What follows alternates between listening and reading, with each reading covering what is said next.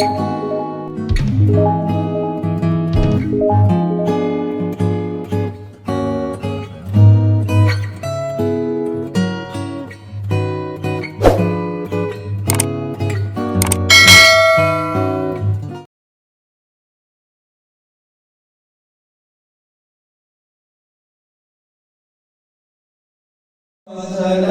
الله على ياسين حبيب الله صلاة الله سلام الله على ياسين حبيب الله بالله نافس الكرباء من العالين والعتباء وكل بلية ووباء بأهل البدر يا الله وكل بلية ووباء بأهل البدر يا الله صلاة الله سلام الله على طه رسول الله صلاة الله سلام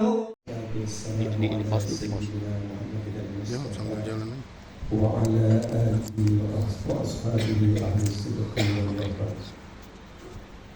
قال الله تعالى في كتابه العزيز قل هل يستوي الذين يعلمون والذين لا يعلمون.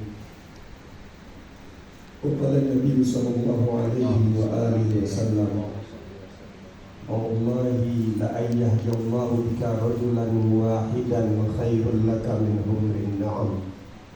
صدق الله وصدق رسول الله صلى الله عليه وآله وسلم. Dan sama-sama kita muliakan, sama-sama kita hormati Al-Habib Ad-Da'i Allah Al-Alim Al-Allamah Ali Zaid Al-Abidin Al-Hamid beserta para asisten beliau, para kerabat beliau yang menerima kedatangan kita pada yang luar biasa ini. Yang sesungguhnya hari Selasa yang lalu kita sudah disediakan, cuma kita tidak datang.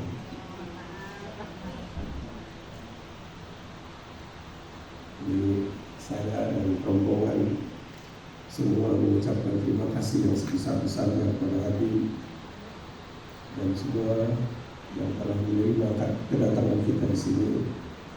Mudah-mudahan Allah Subhanahu wa Ta'ala memberikan balasan dan ganjaran yang sebesar-besarnya, memberikan keberkahan, kemudahan dalam semua aktivitas beliau.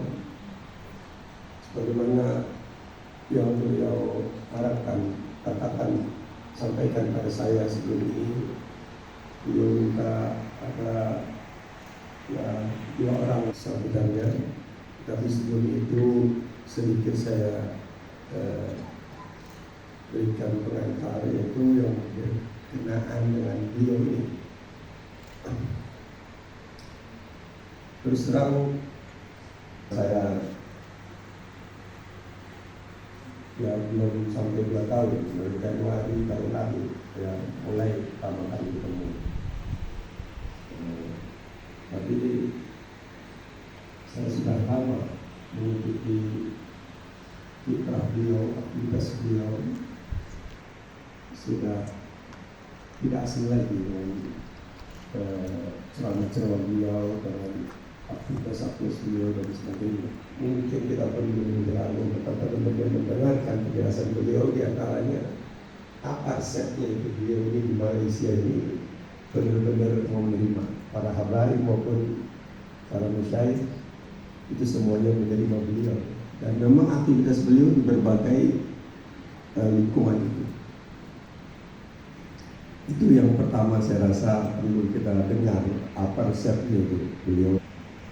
Tidak menyangka beliau orang Indonesia, kelahiran Bondowoso, dan beberapa tahun juga walaupun tidak lama, ya. Tetapi pernah Abdul Rahman jadi sama Antum pada Masyaih satu alma mater juga. Itu yang pertama yang perlu nanti kita dengarkan dari beliau saya rasa. Yang kedua ini yang karena saya bidang saya memang meskipun saya seorang psikolog, tetapi lama saya ini menekuni bidang sejarah dan bahasa. Jadi saya punya perhatian khusus terhadap orang-orang yang memiliki kelebihan dalam masalah-masalah yang terkait dengan dua bidang itu. Jadi translator itu terjemah langsung. Tapi Umar, Mahfud dan lain-lain, tentu perhatikan bil makna saya tidak. Tetapi redaksinya itu hampir sama atau kadang lebih sering sama dengan redaksi. Assalamualaikum warahmatullahi wabarakatuh. Alhamdulillahi rabbil alamin. Assalatu wassalamu ala asyrafil anbiya wal mursalin wa ala alihi wa ashabihi wa junubihi wa ansarihi ajma'in. Subhanaka la ilma lana illa ma 'allamtana innaka antal alimul hakim. Wala haula wala quwwata illa billahil aliyyil azim. Allahumma a'inna ala dzikrika wa syukrika wa husni ibadatik. Amma ba'd. Yang sama-sama kita muliakan, yang kita cintai, Habibana al-Mahbub Al-Habib Ali Zainal Abidin Al-Hamid Matta'allah bidhil hayati. Kemudian juga kepada Sahibul Bait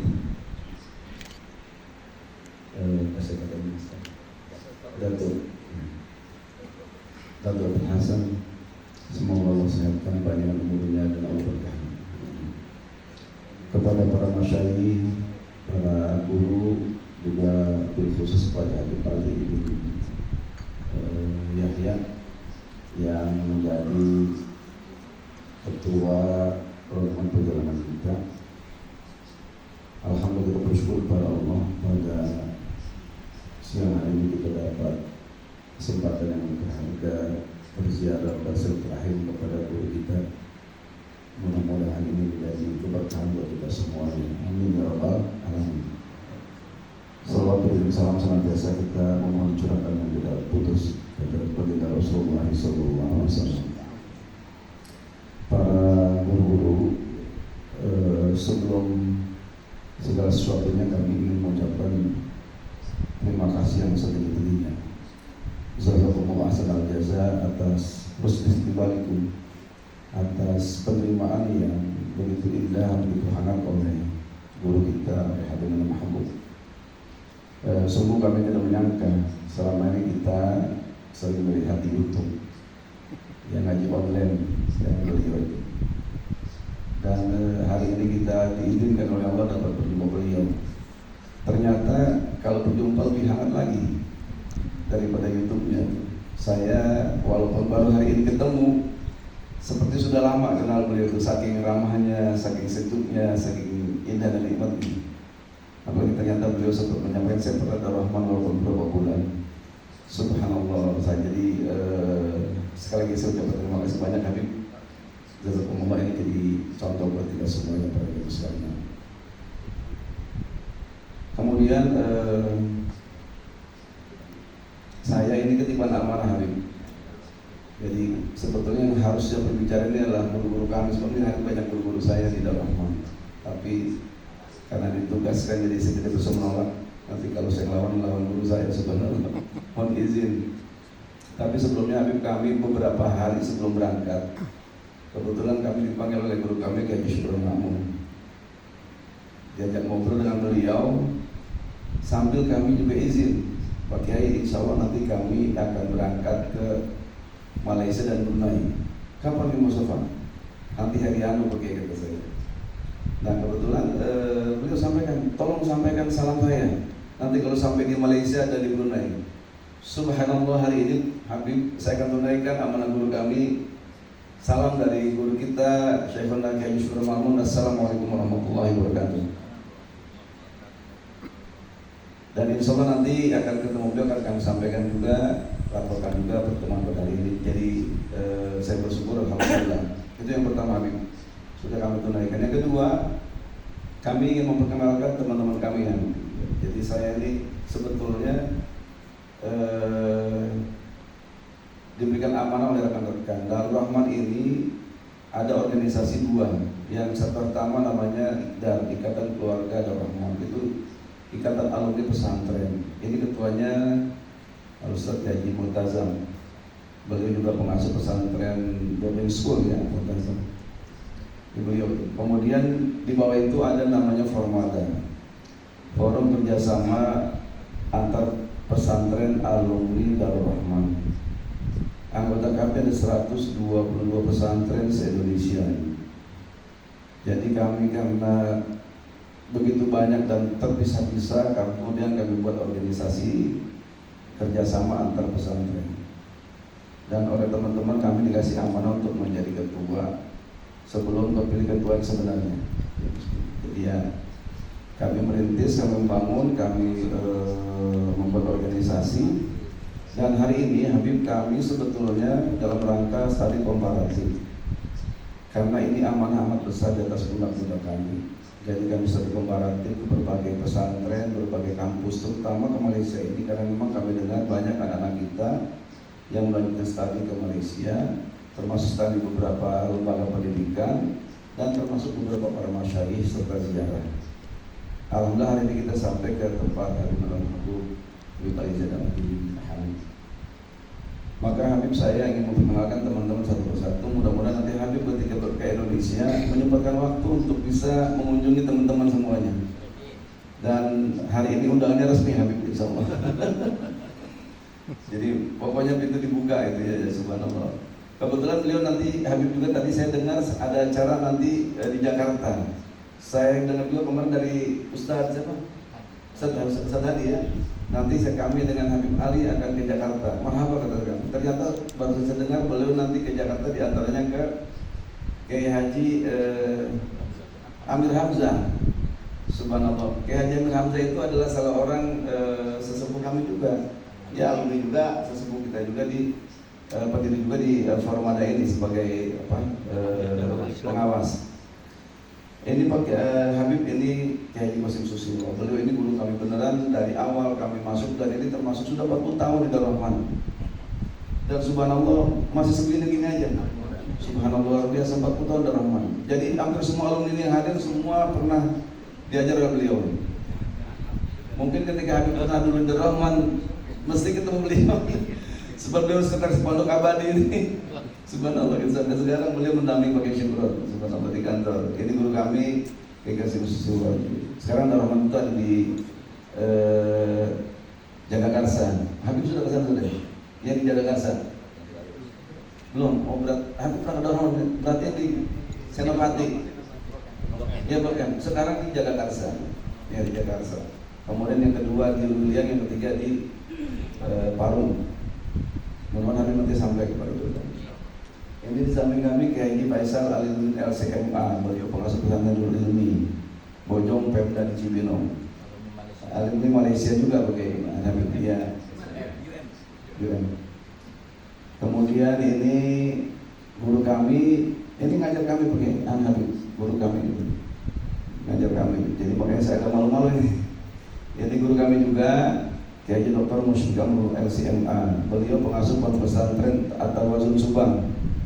Santri belum 800 orang lebih. Dan sekarang sedang merintis pesantren kedua. Kita doakan semoga lancar dan sukses. Di samping adalah Kiai Haji Jamuri LCMA. Beliau pengasuh pondok pesantren Multazam di Lumpin, Bogor, Tangerang. Lebih dari ke Tangerang. Tapi masuk Bogor, santri belum 800 orang. Di samping ini adalah Kiai Haji Alwan Surya LC. Beliau guru kami juga. Ini guru kami semua. Pondok pesantren Nurul Falah di Lumpin juga, di Parung dekat Jasinga. Kemudian ini rekan-rekan kami yang kebetulan ikut rombongan juga. Yang 1, 2 ini juga punya pesantren di Cilacap. Kemudian ini ketiga yang ini yang baju hitam yang megang HP, Kiai Haji Hambali. Ini dari NU. Humaydi, mohon maaf. Iya, Humaydi dari beliau punya pesantren, santrinya ada 500 orang. Di daerah mana? Subang ya. Ini sampingnya Kiai Haji Athoillah. Beliau punya pesantren Sirojia, santrinya 3.000 orang lebih. Di Madura. Dan ini adalah keponakan apa sepupu ya? Sepupunya Kiai Syukuran Makmun. Dari Madura. Kemudian sampingnya nih Kiai Badruddin Hambali, beliau juga punya santri 5 orang di Cirebon. Di samping ini saya peserta kita juga ikut, samping juga Bapak ikut. Mohon maaf saya tidak perkenalkan karena saya belum hafal namanya karena itu teman kita bersama-sama, tapi ini teman kita semua. Kemudian kami melangkah ke sini, ini Kiai Haji Multazam. Beliau ini punya, tadi sudah saya sebutkan, ketua IKDAR, ketua alumni Darul Rahman. Beliau juga punya travel namanya Malika, nah travel terbesar di Provinsi Banten. Ini ya. Di Indonesia yang keempat ya, subhanallah. Sedang pesantren juga boarding school. Ini Kiai Haji Muhammad Wildan LC, pengasuh pesantren Al Kamil. Iya, santrinya banyak habis ini, subhanallah, ada 1.500, bahkan sekarang sedang pesantren yang kedua lebih besar lagi. Masya Allah. Sampingnya ini Kiai Haji Acep Abdul Wahid, punya pesantren Al Musyarafah dan punya yayasan 10. 12 yayasan, subhanallah. Iya. Asmaul Sinan makin aktaruna yayasan muassasan. Iya. Pesantren asalnya dulu sudah pesantren tua di Cianjur, yang sekarang dilanjutkan dulu. Di samping kami ini kayaknya Guntur Bumi ya. Beliau sedang mendidik pesantren di Kabupaten Bogor, kebetulan ini ikut rombongan dengan kami. Itu rupanya perkenalan kami, dan tadi sudah kami sampaikan, kami berharap bahwa pertemuan hari ini adalah menjaga silaturahim dan doa. Kami menyadari Habib bahwa tugas kami ini adalah amal dari Allah yang amat besar. Kita dititipkan oleh Allah santri-santri di tempat kita di zaman yang semacam ini, yang kita hadapi, yang kita didik, yang kita bimbing. Tentu Habib memahami betul pesantren di Indonesia seperti apa, berbagai macam bentuk, berbagai macam sistem. Sebenarnya kami juga ingin melihat pesantren di Malaysia seperti apa. Tapi memang kami bukan hanya itu, tapi juga ingin melihat bagaimana prospek untuk adanya kelanjutan pendidikan bagi siswa-siswa kami. 2 tahun lalu kami juga keliling ke beberapa negara. Kami ke Abu Yazid Alwi bin Abbas Al-Maliki. Lalu punya mahat juga, kami silaturahim, kita doa juga, meminta beliau kalau nanti hari Kamis untuk bisa hadir, mendoakan kami untuk nyambung silaturahim, nyambung doa, dan terus mensupport para kiai-kiai ini agar bisa istiqomah, bisa menjalankan kewajiban dan menjalankan amanah yang amat besar ini. Kemudian kami ke Al-Azhar Mesir, membuka MOU juga, dan kami ke Ahqab. Alhamdulillah kami ketemu dengan Habib Abu Bakar Wadni Al-Wasatiyah. Oleh beliau dibuka, maka marhaba itu kalau memang ada yang mau dikirim ke tempat beliau, kami ditemu oleh beliau. Kami ketemu juga Habib Umar bin Hafiz. Itu beliau juga ketemu, kami juga ketemu dengan Habib Abdullah Baharun. Kita juga minta agar ada kesempatan bagi alumni pesantren Formada, namanya Formada Forum Kerjasama Antar Pesantren Alumni Darul Rahman. Jadi ini kami satu keluarga. Kami dari yang awal, yang tengah, yang akhir, semua alumni bersatu untuk saling mensupport. Kita ingin memajukan pendidikan dan kita konsentrasi serius untuk mengembangkan pesantren sehingga kita menghantar anak-anak kita agar bisa juga belajar lebih jauh lagi, termasuk ke beberapa negara. Kami diterima oleh Habib Abdullah Hasan Baharun. Alhamdulillah sana ada putra kami 2 orang di sana, ya, dan beberapa santri. Kemudian alhamdulillah kami ada beberapa alumni kami yang sekarang termasuk Kiai Musbik itu yang ada di Maroko. Ya kalau di Al-Azhar sudah banyak insya Allah.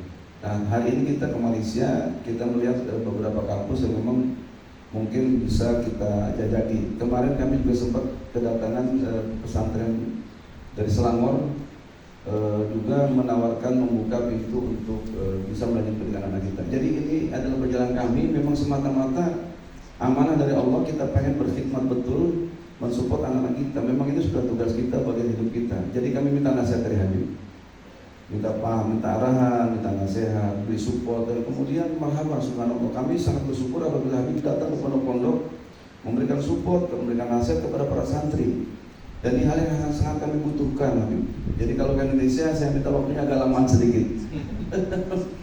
Biar ziarahnya tambah maaf, hampura ini saya mau sampaikan begini karena alangkah butuhnya kita nasihat dan semacam itu.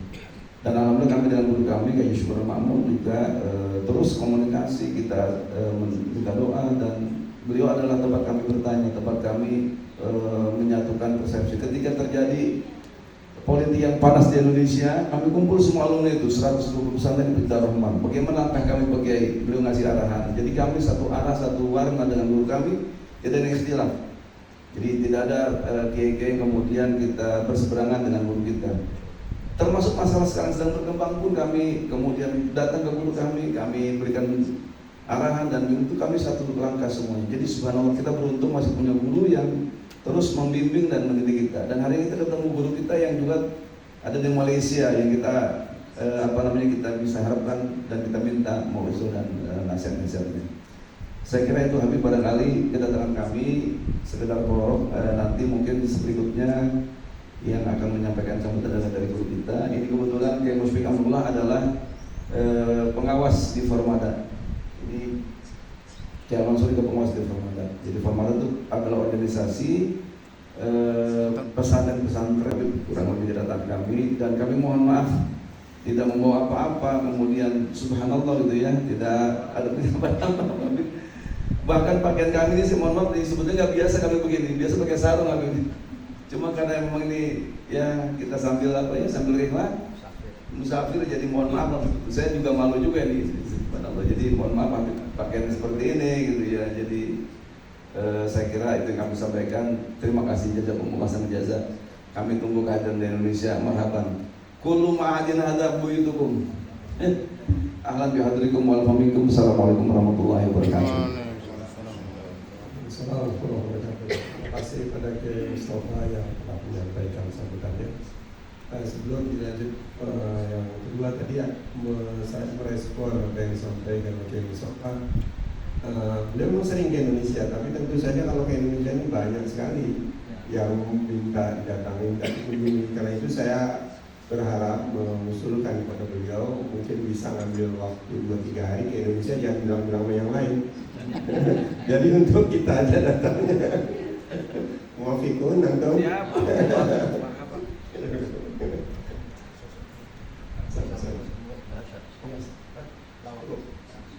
kata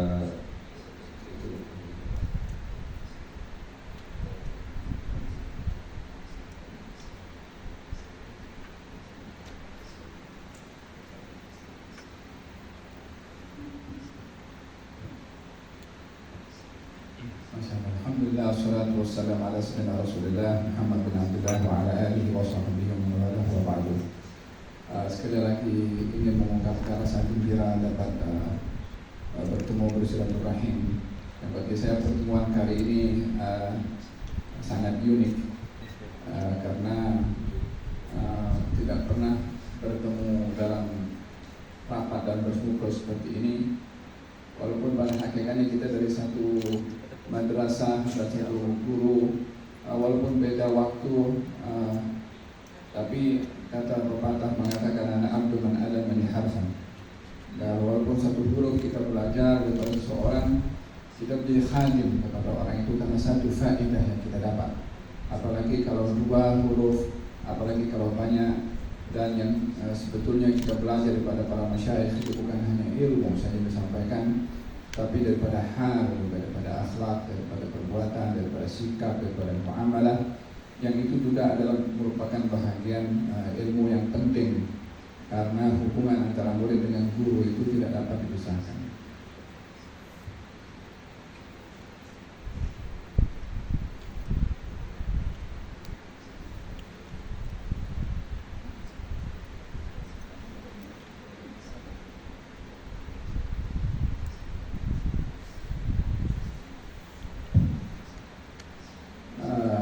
kedua, bagi saya antum semua lebih senior dan saya jauh lebih muda. Jadi katanya kalau yang muda berbicara di hadapan yang tua itu ingin diuji, dilatih, dia itu sudah betul-betul layak untuk berbicara atau tidak. Bukan yang tua mau mendengar yang berfaedah, tidak, tapi lebih kepada untuk melihat yang junior ini bisa ikut sama yang senior atau tidak. Jadi apa yang ingin saya sampaikan sebetulnya hasil daripada ilmu yang kita belajar daripada para masyarakat dan juga kita pengalaman yang ada sama kiai-kiai. Sebetulnya di Indonesia ini kalau kita mau ke Indonesia segan, karena sudah di sana orang-orang hebat semua di situ. Jadi kita jadi kerdil, jadi takut mau ke sana. Ini sudah tepatnya para ulama, para asatidzah yang sudah sekian lama berkhidmat dalam dunia dakwah. Kita kalau ke sana lebih banyak ingin mengambil manfaat dibandingkan menyampaikan dan memberikan manfaat. Menarik perhatian saya apa yang dikatakan oleh Kiai Mustafa sebentar tadi tentang apa-apa hal dia merujuk kepada kiai, kepada guru, kepada ulama. Rasanya ini yang penting untuk menjadi tarbiyah kepada murid. Kita punya zaman sekarang ini, kita berhadapan dengan satu keadaan di mana sikap murid kepada guru itu banyak berbeda dengan cara dulu kita dididik dan kita belajar. Kita itu dulu dididik belajar itu sayang sama guru sebelum kita mengambil ilmu dari dia. Kita sudah tahu diajarkan hormat dan ta'zim kepada guru. Walaupun kita tidak belajar langsung, hanya kenal ini guru fulan atau ini guru fulan. Kita sudah ditanamkan rasa ta'zim kepada guru, hormat kepada guru, adab kepada guru sebelum ilmunya diambil. Sehingga ketika kita belajar dengan guru itu, ta'zimnya sudah ada, respectnya sudah ada, hormatnya sudah ada, sehingga hubungan itu semakin kuat. Selain daripada hubungan ta'zim, yaitu hubungan kerohanian kita dengan guru, hubungan ilmu yang kita dapat daripada guru tersebut, ini yang mengikat hubungan antara murid dengan gurunya. Yang ini kita dapati azmah, krisis zaman kita sekarang ini antara hubungan murid dengan guru, di mana hanya terbatas kepada materi yang disampaikan, subjek yang diajarkan. Setelah itu sudah masing-masing fi halis sabili, seakan-akan sudah tidak ada lagi hubungan antara murid dengan gurunya.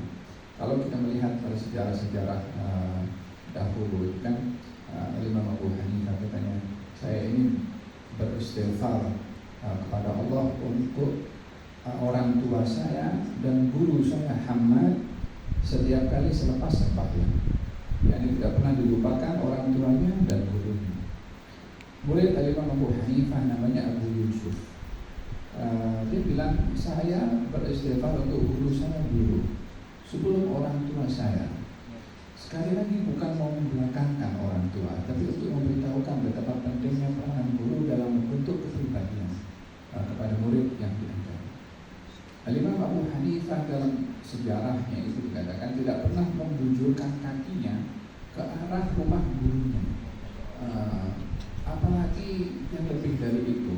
Walaupun jarak antara rumah Abu Hanifah dengan gurunya itu lebih kurang ada 10 lorong, tidak kelihatan ke rumah gurunya itu, tapi ta'zim sama guru sementara bukan di hadapan gurunya. Itu satu hal yang mengikat rapat dan berkat tentunya akan diberi oleh Allah Subhanahu wa taala kepada murid dan berkat ta'zim kepada gurunya. Ini yang kita diajar masa kecil dulu, belajar pondok-pondok pesantren itu ta'zim kepada guru dan guru-guru yang yang betul-betul bukan hanya mengajar tapi dia mendidik, bukan hanya menyampaikan ilmu tapi membentuk akhlak dan kepribadian. Itu yang menjadi satu peranan penting dalam dunia modern sekarang ini, untuk kita tidak kalah saing dengan kemajuan teknologi untuk mendapatkan ilmu dan maklumat melalui media sosial yang ini adalah menjadi media yang common, menjadi kebiasaan kepada generasi sekarang ini untuk mengambil maklumat. Apa saja kita maukan, kita bukan handphone, masukkan dalam Google, apa bentuknya soalan, akan diberikan sekian banyak jawaban untuk kita boleh memilih, dan biasanya orang akan memilih yang paling mudah. Lebih dari itu sekarang ini ada namanya apa tuh? Chat apa itu? Bukan. Yang itu kalau orang mau bikin bukan chat apa itu? Pasti ada satu aplikasi di mana di internet AI lagi ada satu lagi ini ChatGPT apa lagi alhasil apa saja maklumat yang kita mau sudah hanya tulis saya mau tulis artikel tentang hijrah itu keluar sudah artikel itu siap gitu. Itu bukan yang pakai suara bukan AI itu yang AI yang suara yang untuk dubbing suara itu salah satu yang digunakan sekarang pun banyak manipulasi juga guna itu. Nama saya pun tempoh hari digunakan jual obat mengajar majelis taklim gambarnya gambar saya namanya saya mengajar orangnya saya tapi suara itu mirip suara saya hampir memang betul-betul hampir mirip. Orang kalau kronik, kalau tidak tahu bisa anggap saya jual obat. Betul, waktu itu diceritakan apa saya bagi promosi obat digunakan nama saya.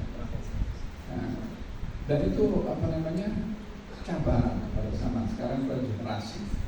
Ada yang satu lagi itu namanya yang kita perlu kalau ingin mendapatkan artikel kita hanya tulis tema tajuknya saja.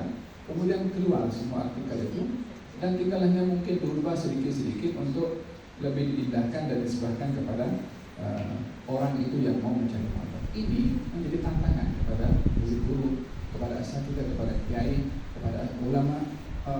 Bagaimana murid itu supaya tidak lari dari guru yang betul yang seharusnya dipelajari ilmu daripada dada mereka, sehingga lari ke tempat-tempat yang mudah itu seperti itu yang boleh mendapatkan maklumat.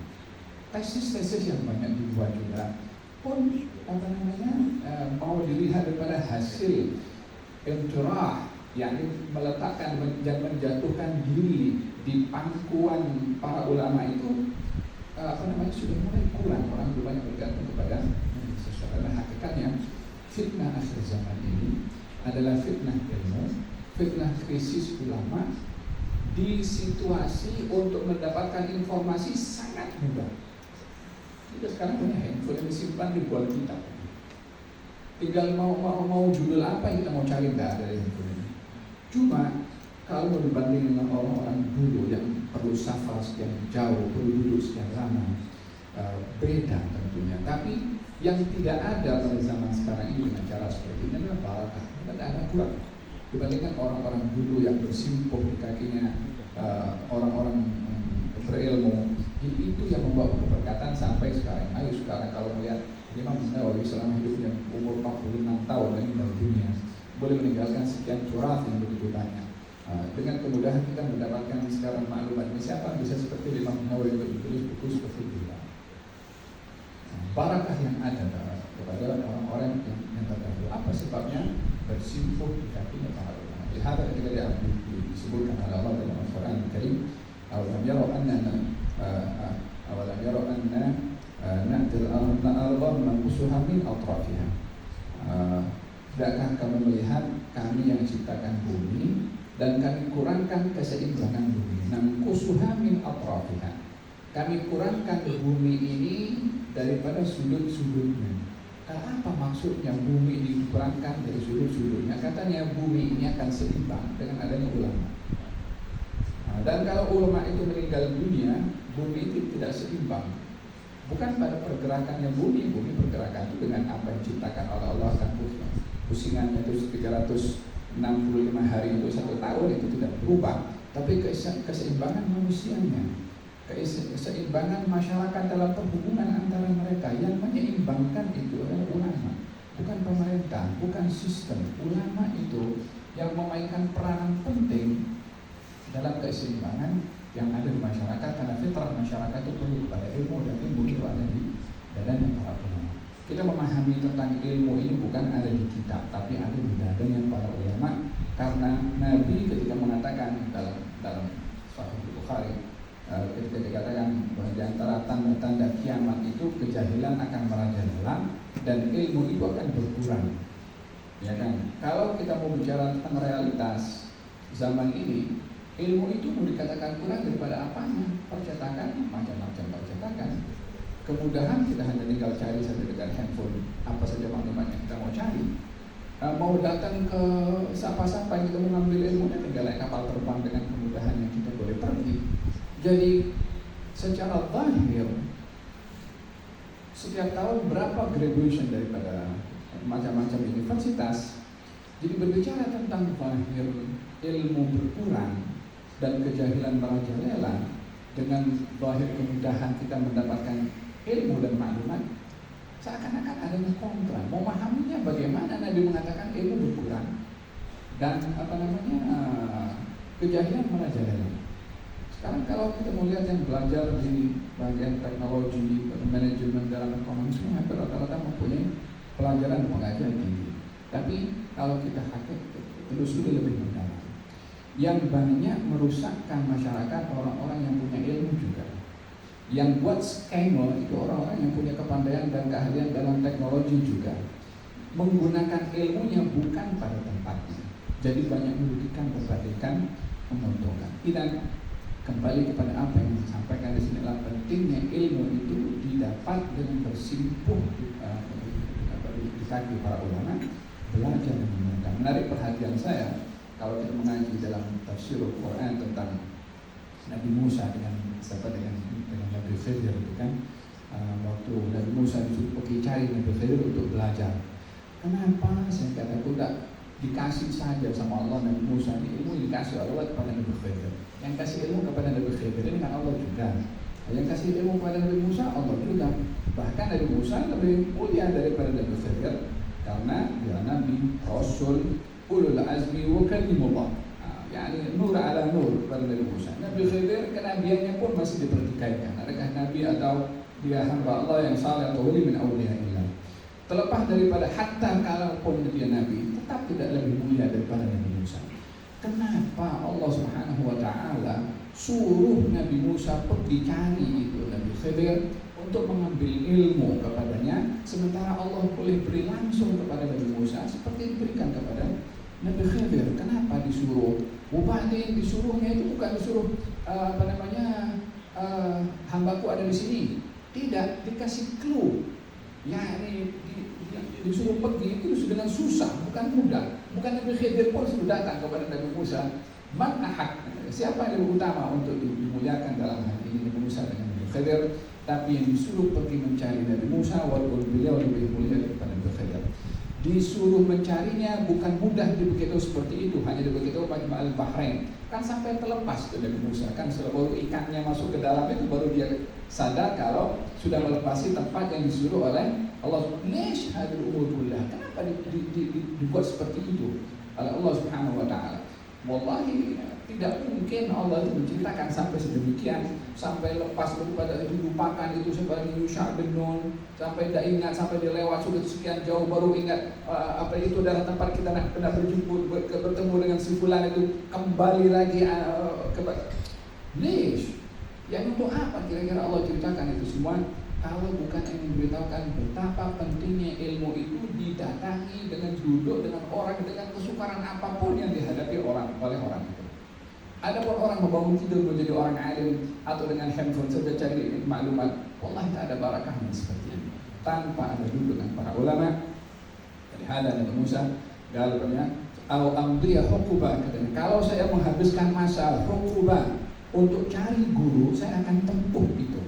Hukubah ini kan dalam bahasa Arab, karena hukubah itu kira-kira bilangan tahunnya antara 70 atau 80 tahun. Kalau qarnun itu 100 tahun. Katanya au amdiya hukubah, yakni saya akan tetap cari itu guru walaupun saya menghabiskan waktu hukubah. Entah ini secara hakikat mungkin umur boleh panjang sejauh itu, ataupun ini secara mubalaghah apapun, ingin menggambarkan pengorbanan yang mesti dikorbankan untuk cari guru. Sebesar mana pengorbanan, sebanyak mana waktu yang dikorbankan. Kalau hukbah itu 80 tahun atau 70 tahun, itu baru single atau mufrad. Coba kalikan akal dengan jam' thalatha. Yang paling sedikit daripada jamak itu ada 3. Kalau 70 tahun kali 3 210 tahun perjalanan yang akan ditempuh cari guru, bukan belajar. Nah, kalau itu nyari gurunya saja walaupun menghabiskan waktu seperti itu akan ditempuh oleh Nabi Musa. Kira-kira belajar sama gurunya itu berapa lama? Itu sudah membab al-mubalaghah al-muqaranah bil mubalaghah antara keduanya. Ketemu sama Nabi Khidir, katanya hal attabi'uka ala an tu'allimani mimma 'ullimta rusyda. Boleh saya ikut kepada kamu, mulazamah. Dia tidak mengatakan saya disuruh oleh Allah untuk kamu ajarkan kepada saya ilmu. Hal attabi'uka, adab, akhlak. Walaupun beliau afdal daripada Nabi Khidir. Hal attabi'uka, boleh saya ikut kepada kamu, minta izin isti'dzan. Untuk apa? Mulazamah. Ala an tu'allimani, untuk kamu ajarkan kepada saya. Dengan apa? Dengan mulazamah. Lakukan dengan TikTok atau dengan maklumat-maklumat yang mudah untuk didapat. Mimma 'ullimta rusyda, daripada ilmu yang diajarkan kepada kamu, ini dzikrus syar'i. Jadi adab, ilmu, memastikan ilmu itu daripada sanad yang betul. Jadi ilmu disampaikan oleh Nabi Khidir yang diajarkan oleh Allah kepada engkau. Memang Nabi Musa pun sudah tahu itu ilmu daripada Allah Subhanahu wa taala, tapi ingin memberitahukan kepada kita untuk memastikan guru yang kita ambil ilmunya mempunyai silsilah sanad sampai kepada sumber ilmu itu datang. Laulal isnad laqala man syaa ma syaa. Kalau bukan karena sanad, semua orang akan bicara. Yang kita hidup di zaman sekarang ini, dalam apa-apa hal orang akan rujuk kepada ahli dan pakar. Dalam ilmu kedokteran, so kita rujuk kepada yang pakar. Dalam ilmu ekonomi begitu juga. Kecuali dalam ilmu agama, semua jadi mufti, semua mau bicara. Kalau kita lihat dalam komen dekat Facebook tadi, dalam keluarkan saja satu isu, semua akan bicara tentang masalah agama. Jatuhnya marwah agama ini sehingga semua orang menjadi ahli walaupun bukan ahli kepadanya. Idza wusbal amru ila ghairi ahli fantazir as-sa'ah. Demikian sabda Nabi sallallahu alaihi wasallam. Dan memang betul apa yang dibawa oleh para ulama ini adalah bukan hal yang bukan hal yang kecil. Ianya bukan hanya berat, tapi ia lebih berat daripada kata berat. Karena ia membawa amanah daripada Nabi Muhammad SAW dalam menyampaikan risalah ini yang dipikulkan kepada pundak para ulama. Lihat pentingnya mereka para ulama memainkan peranan dalam al-balagh, dalam husnul balagh, dan tentunya dalam menyampaikan ini tidak terlepas daripada macam-macam gangguan dan bukaan, baik daripada dalam atau daripada luar. Kita berburu masa pergi ziarah Imam Bukhari, membaca sejarah biografi Imam Bukhari.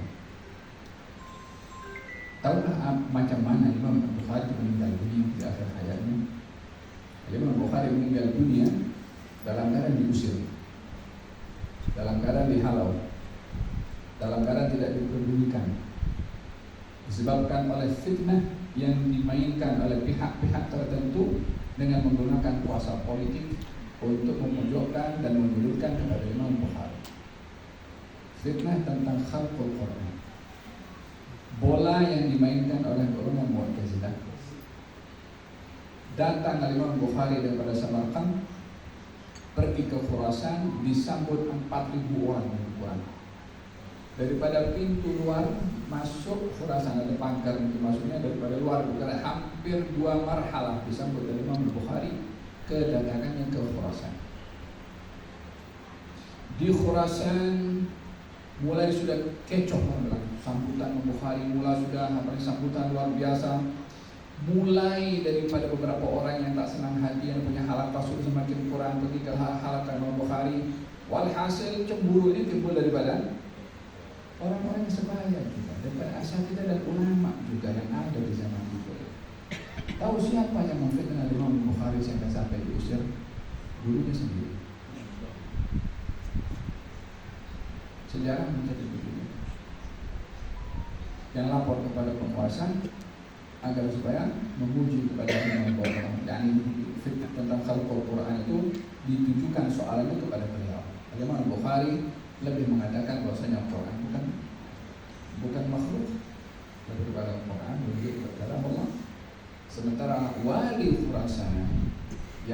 cenderung pada fitrah Mu'tazilah, lebih mengatakan kalau Quran adalah makhluk.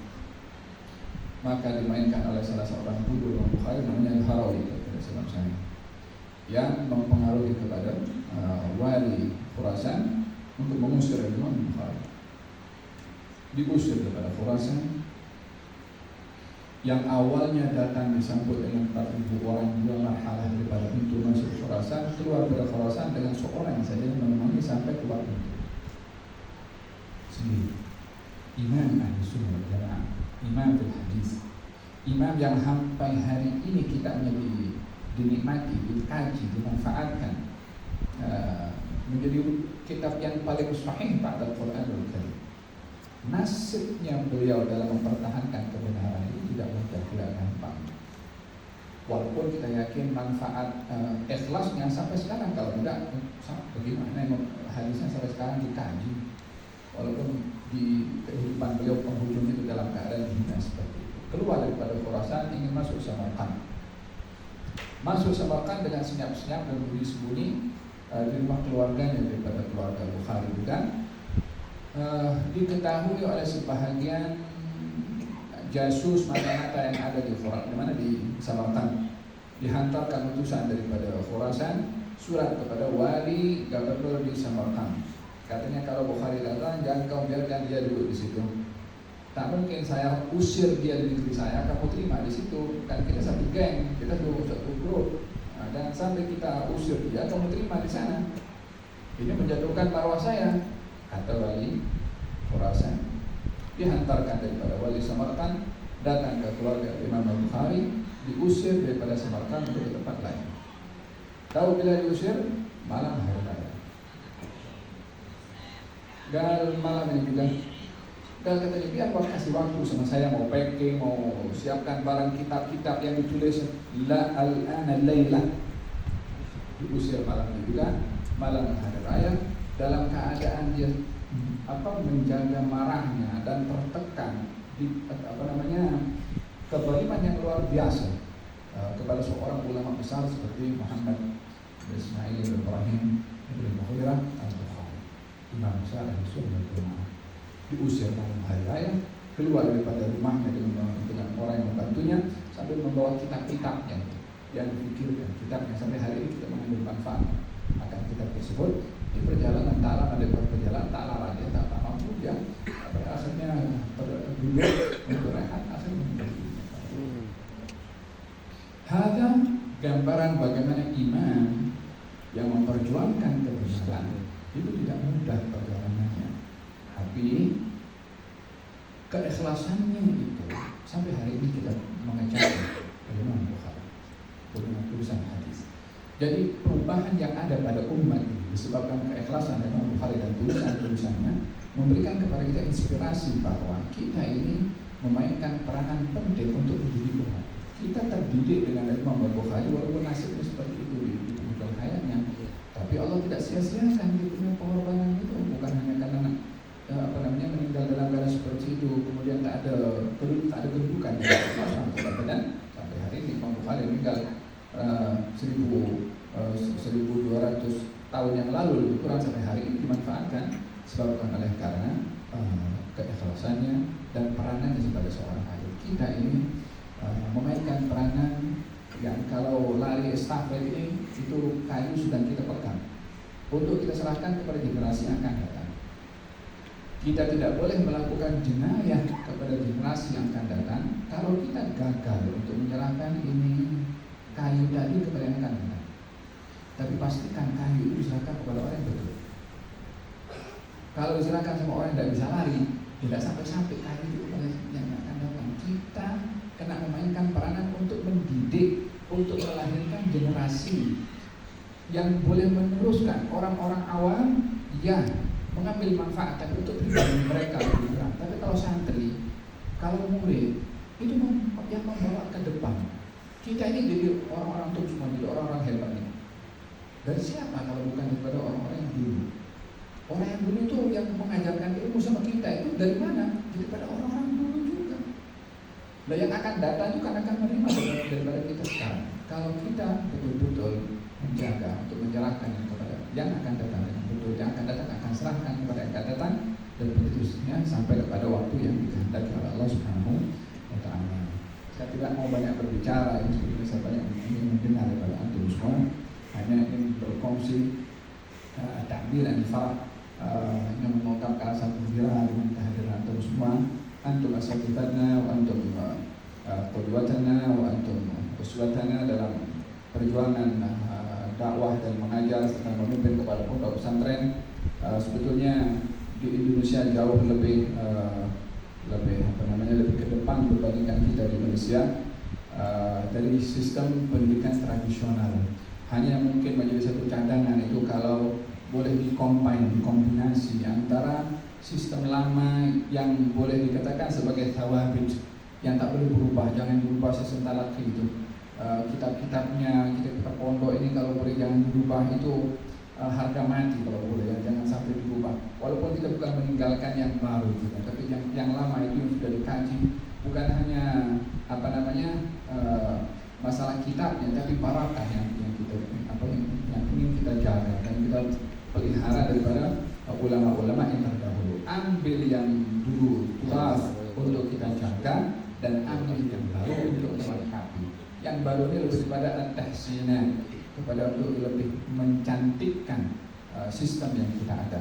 Yang lama ini juzur, akarnya tidak boleh dirubah, karena dengan akar itu terbenalah al-jil al-awwal yang terdidik dengan cara Nabi Muhammad SAW. Kalau kita belajar sekarang ini, walaupun dengan kursi, pastikan walaupun dalam kursi itu hubungan murid dengan guru itu pastikan ada hubungan yang rapat, jangan sampai hanya sekedar materi disampaikan. Wassalamualaikum warahmatullahi wabarakatuh. Tidak begitu. Dan katanya ada 3 hal untuk seorang itu membangun bangsa dan 3 hal untuk meruntuhkan bangsa. Yang pertama, kalau ingin membangun bangsa adalah membangun para ulama untuk menjadi qudwah kepada generasi. Yang kedua, media sosial diisi dengan hal-hal yang bermanfaat akan membentuk minda generasi dengan yang baik. Yang ketiga, peranan ibu di rumah itu pun juga memainkan peran penting dalam pembentukan generasi. Untuk merosakkan bangsa, 3 juga. Rosakkan rumah dengan dirosakkan kaum wanita, karena wanita memainkan peran penting dalam mendidik anak-anak. Imam Syafi'i itu terbangun menjadi Imam Syafi'i yang mendidik ibunya saja. Dia yatim Imam Syafi'i. Imam Ghazali yatim juga, tapi ilmunya sampai sekarang kita manfaatkan. Berapa banyak ilmu kubar mereka daripada orang-orang yatim yang mendidik adalah ibunya sendiri. Kalau di Hadramaut itu Al-Habib Abdullah bin Umar bin Yahya, saya ingat, ibunya itu sampai kepada darajat mufti, hanya tak layak jadi mufti karena dia perempuan. Karena syarat terbesar adalah daripada laki-laki. Perempuan pun kadang-kadang marah sama kita juga, kenapa muftinya mesti laki-laki bukan perempuan. Dan hukum macam itu lah, kemana ya, jadi saya tak boleh nak komen lebih daripada itu. Tapi intinya gelaran itu hanya sistem sahaja. Tak ada ilmu yang bermusabaqah pasti akan dapat. Imam Syafi'i salah satu gurunya Siti Nafisah, Nafisatul Ulum, jadi rujukan kepada Imam Syafi'i. Imam Ibn Hajar ada menulis lebih kurang 40 perempuan menjadi masyayikh yang diambil ilmunya oleh Imam Ibn Hajar al-Asqalani. Dalam hal ini para ilmu itu tidak dibedakan laki dengan perempuan, tergantung siapa manjadah wajadah, yang bersungguh-sungguh pasti dia akan dapat, walaupun peranan masing-masing berbeda satu dengan yang lain. Rasanya itu mungkin yang perlu untuk menjadi penyampaian peringatan untuk saya dan teguran daripada para asatidzah untuk memberitahukan apa yang kurang yang saya sampaikan tadi supaya dapat diperbedakan. Menyimpulkan tentang kesimpulan tadi adalah betapa pentingnya peran para asatidzah, para ulama untuk menyejukkan atau mengademkan situasi, untuk tidak semakin situasi itu makin merebak dan mengganggu keharmonian masyarakat dan menjadi objektif kedua oleh syaitan untuk mengganggu umat ini adalah at-tahrish. Inna syaitan qad ya'isa an ya'budahu al-musallun fi jaziratil Arab walakin tahrish bainakum. Ini tahrish, cucuk sana, cucuk sini, supaya berkelahi satu dengan yang lain dengan asbab yang berbeda-beda. Kita tidak mau untuk menjadi tim sukses kepada syaitan dengan kita berselisih karena hal-hal yang tidak penting. Tamassak ala mabda'na tafaham fi ma ikhtalafna wa nata'awan fi ma ittafaqna. Kita saling hormat kepada apa yang kita berbeda dan kita saling membantu kepada apa hal yang kita sepakati bersama. Rasanya kalau kita kaji dalam prinsip agama ini lebih banyak kita yang sepakat berbandingkan yang kita berbeda. Kalau kita boleh bersepakat dengan orang bukan Islam saja dalam hal-hal kepentingan bersama, dalam hilful fudul yang ditunjukkan oleh Rasulullah, apakah itu tak boleh terjadi kepada kita sesama orang-orang Islam? Rasanya mungkin itu yang ingin saya sampaikan dan mohon teguran daripada para asatidzah, para ulama yang hadir. Ucapan terima kasih sebesar-besarnya kepada semua yang hadir di sini dan salam ta'zim. Hormat saya kepada Kiai Haji Syukran Ma'mun disampaikan kepada beliau dan mohon doa insyaallah suatu hari kalau ke Jakarta saya singgah ziarah kepada beliau, walaupun sudah beberapa kali berjumpa di Singapura, tempatnya Habib Hasan bin Muhammad bin Salim Pas. Insyaallah suatu hari kita ziarah khusus. Amin, amin. Sekali lagi jazakumullah khairan katsiran. Mohon maaf kalau ada salah dalam kata-kata. Jika dalam kata-kata itu ada yang benar, kita datang kepada Allah Subhanahu wa taala. Jika ada yang menyentuh hati dan perasaan, mohon bukan untuk maaf yang sebentar-lebarnya. Hada sallallahu alaihi wasallam Muhammadin wa alihi wasallam. Alhamdulillah. Amin. Alhamdulillah, alhamdulillah. Istafadna fawaid katsiran wa jazilan min al-habib. Alhamdulillah yang kita dapat banyak dari hal ini. Sekali lagi saya mewakili rombongan semua mengucapkan terima kasih yang sebesar-besarnya kepada Habib dan kepada Dato' Abdul Hasan atas penerimaan di tempat kita ini. Mudah-mudahan perjumpaan ini bukan perjumpaan yang pertama dan terakhir. Mudah-mudahan Allah memberikan kesempatan kepada kita bisa berjumpa lagi dengan beliau baik di Malaysia maupun di Indonesia. Sekian saja kita akhiri ya pertemuan kita pada hari ini. Kita mohon kepada beliau untuk doa. Fil hadis dibilang doa yang mustajab itu doanya musafir. Saya bukan musafir, saya di sini mustautin. Jadi saya serahkan kepada yang musafir, pulang kepada Habib Ali untuk menyerahkan kepada siapa, karena untuk mengharapkan kabulnya doa. Sekali lagi bukan hanya musafir, ulama juga Ijtima' An-Nur Alam.